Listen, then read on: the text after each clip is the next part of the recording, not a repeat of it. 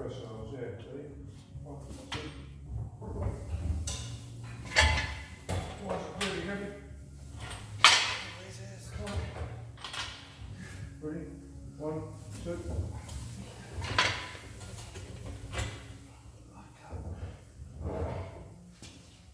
I can't see. That mean either.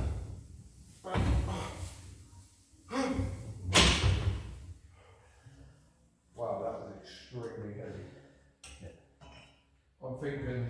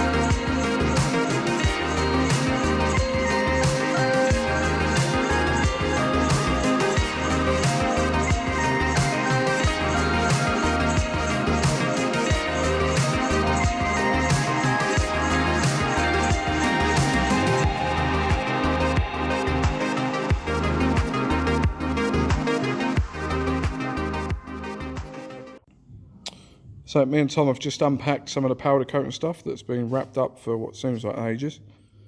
Here's all the bolts that I had zinc plated that have all been bagged and tagged, so should be relatively simple.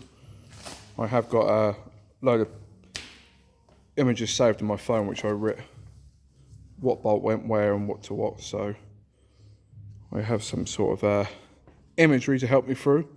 Tom's just going through at the moment. We're just copper slipping up the front subframe for the Verk line solid bushers.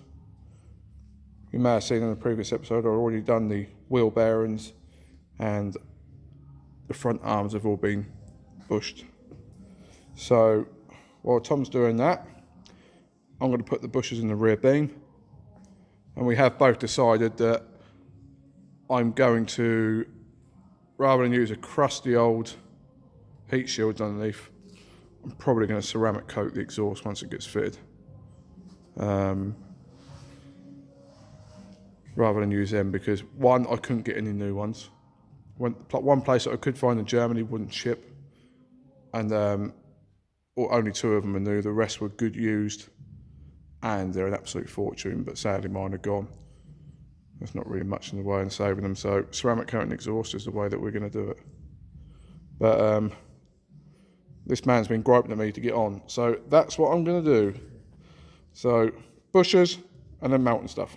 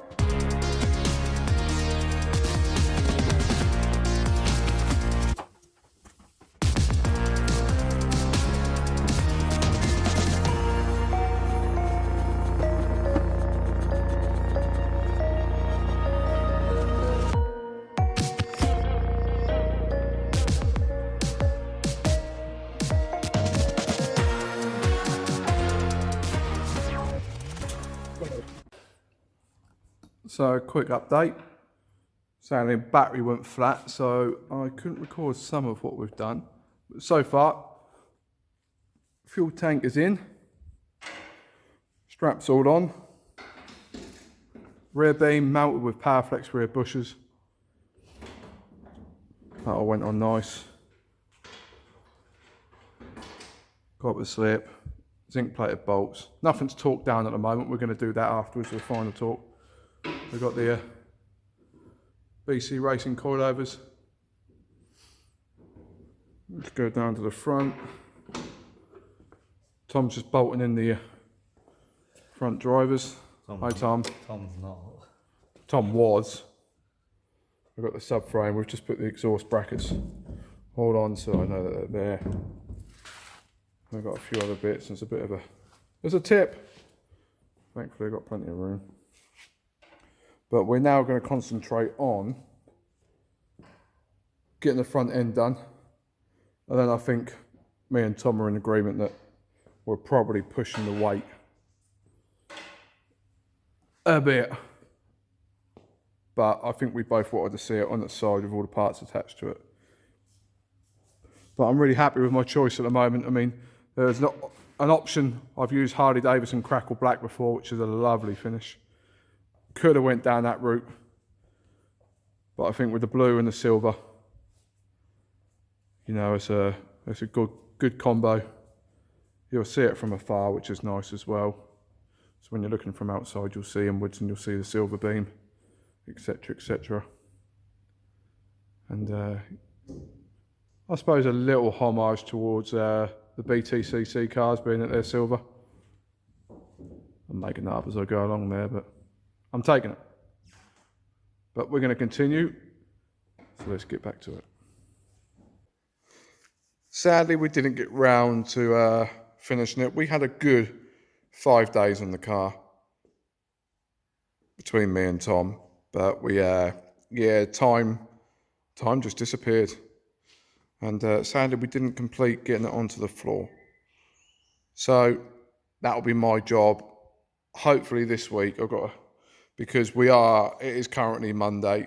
We finished on Friday, and you know, I haven't had the time to get back up here to work on it again, sadly.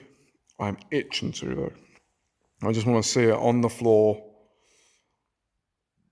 with the wheels on, get a rough suspension set up sorted, just so I can get it down. And I'm sure some of you out there will know that feeling of bolting those wheels on for the first time and seeing what it looks like afterwards. And I want to see that, because the last time I saw this car with any wheels on was a completely standard A4 with a diesel and blue interior. So it was completely my granddad's car the last time I saw it. So it's going to be a proper transformation when it's done. So yeah, we've got the BCs, got all the suspension attached. As you can see, the lower part of the engine bay is being raptored. There's those lovely arches in the previous video that you saw us do. I did, when I come up at Saturday, I did get one of the hubs bolted on. No, I'm not sleeping in it. In the rear, I've got to do the stub axles and the bearings and discs and calipers. But yeah, so this will complete this video, I think. And then what I'll do in the next one is hopefully be in a position where I'll just film a little bit of us putting some more bits back in place, maybe some panels, get it looking like a car again, because there's no reason that I can't get the back bumper put back on once the rear end's done. Same with the doors, once it's on the floor, put the roll cage in. I need some space, so I'm going to bolt the seats in, which you can see in the background there. Fiberglass wings, I might as well put them on, and the front bumper, so I can put the splitter on, so I can really get an idea of what it's going to look like. Yeah, and literally move it out of the way. So I can get my lift installed. roll it back up, and then it can go back in the air, and I can complete things like fuel lines, brake lines, all the little bits that maybe don't look as cool as the parts that we have bolted on already.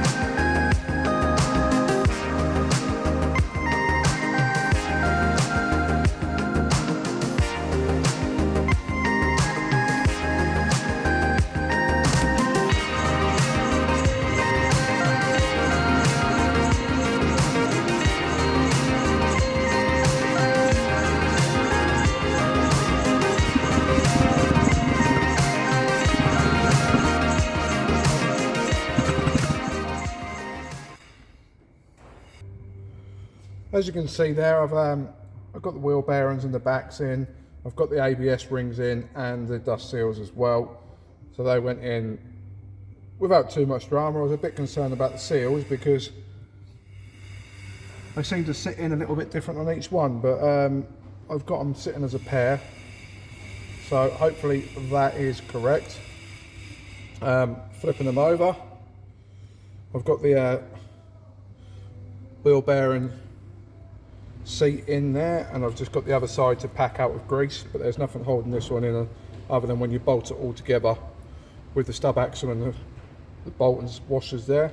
So I need to put the stub axles on the car, and I can pack them with grease, get the dust caps on, castle nut things and the split pins as well, and that should be the rear end all about there. So I'll meet you over there.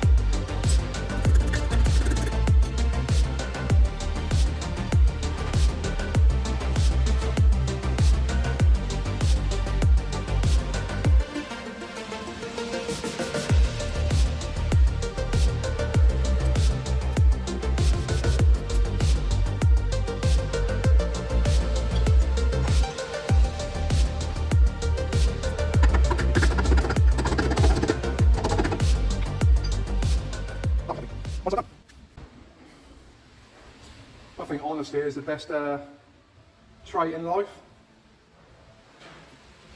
I put the left-hand disc on the right-hand side. What a bell. So yeah, off it comes, swap it round. Lots of swearing. Let's try that again, shall we? As you can see, that's the right way around now. So, let's clean.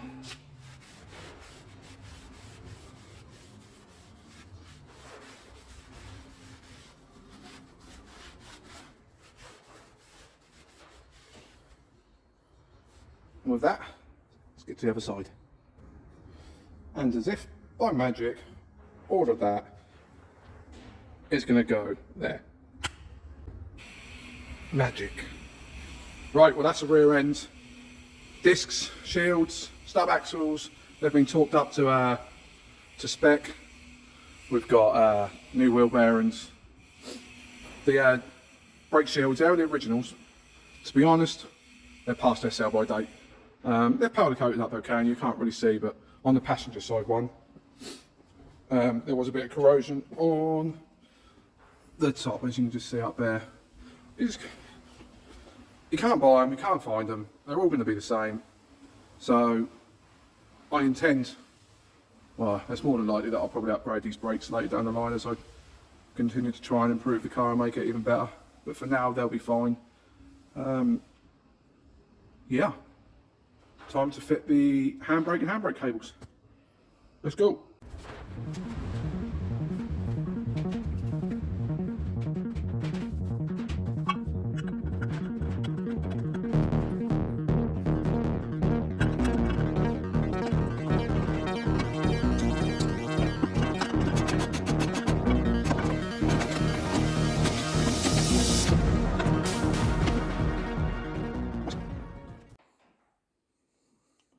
Hello again everyone, it is the next day and I'm not going to lie, today I'm starting out as bad as yesterday finished.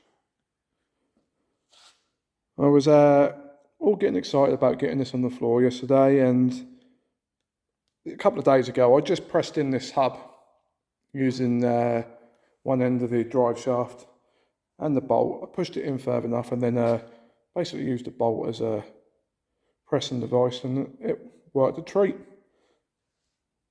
Stupid when I've got the tools to actually do it, but because it worked so well, yesterday I thought I'd do the same thing. And it's gone completely opposite. So much so, I trashed the brand new bearing. And now I can't even do anything about it. So I've now got to take the upright off, press out the old bearing, get a new bearing, press it all in, and while it's off, I'll use the press to actually press the hub in, which would have made sense from the start. That was how it ended yesterday. I'd got annoyed. So I already made the mistake, which you've probably seen, where I done one side of the rear discs and then realised that I put them on backwards. But easily rectifiable. This one, not so much. In my haste, in the UK, we've got a company called Euro Car Parts.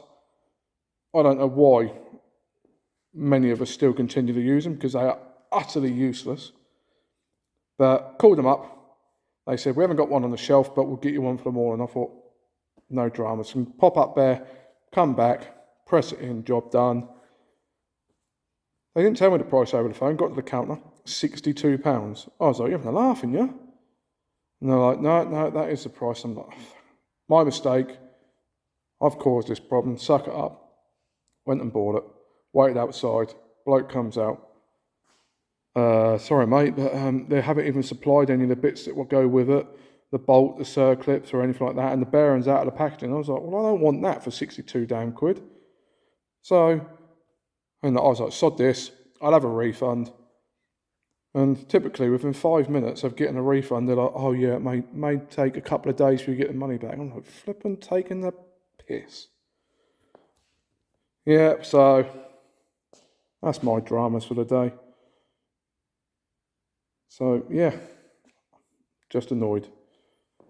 Not everything goes to plan. I'm sure many of you can understand that. Some things just are there to test you. But this one, sadly, is all on me because I caused it. And I've just got to suck it up. And then, of course, I called up another place. They had it on the shelf, then realised that I called the wrong place in my haste. So I'm just going to wait, order it from AutoDoc. It takes about a week, but you can buy genuine, or at least what would be genuine equivalent parts for so cheap, but you just have to wait for a week to get them. So it's just going to take that little bit longer.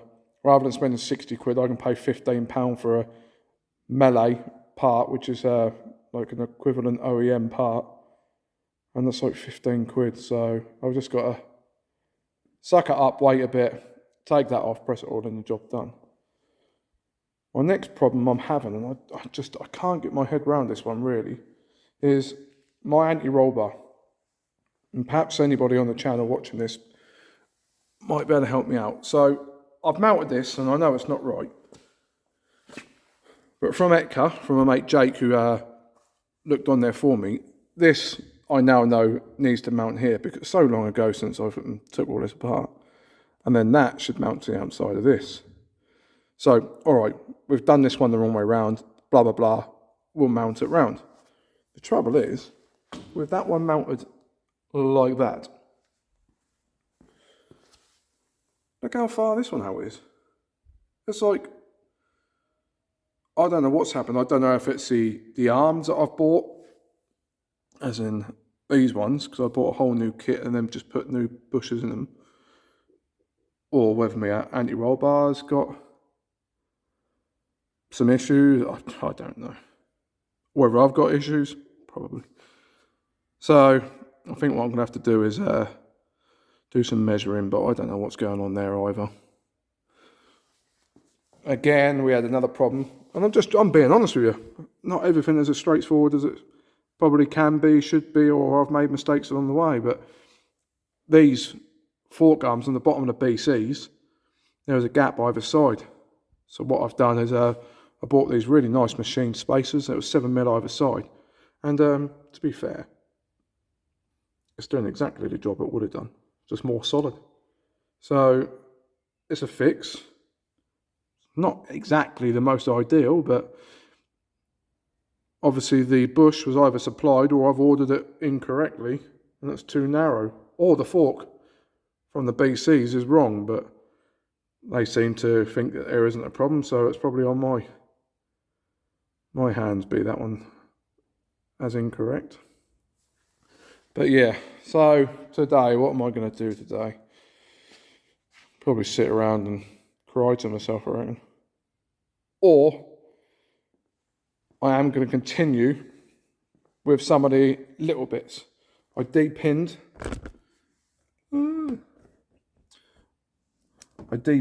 my ABS sensor cable because it should be going through these little bits here.